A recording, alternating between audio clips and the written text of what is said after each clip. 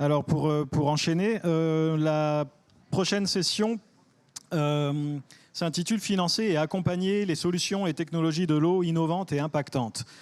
Effectivement, le financement, c'est le nerf de la guerre, bien sûr, dans toutes ces solutions qui nous ont été présentées.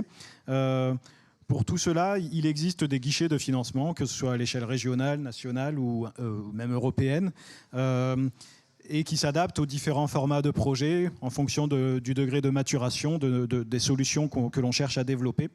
Je ne vais pas trop m'étaler sur ce domaine parce que, comme vous le savez, je suis du milieu académique et je ne m'adresse pas forcément au même guichet de financement que le monde industriel.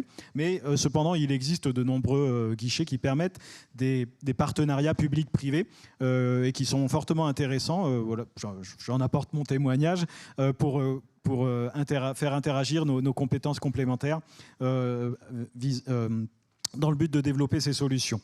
Et mis à part le financement de projets R&D, je voulais aussi mentionner que ces financements de projets sont également nécessaires pour maintenir une surveillance sur le long terme de la qualité de la ressource. Et puisqu'on est réunis aujourd'hui autour du cas du Rhône, je veux citer ces formidables outils qui existent sur le Rhône, que sont différents observatoires, l'observatoire Homme-Milieu Bassin du Rhône, l'observatoire des sédiments du Rhône, dans lequel j'interviens, et puis tout ceci structuré au sein de la zone atelier Bassin du Rhône, qui sont également une source de financement et qui permet le suivi de la qualité de ce milieu.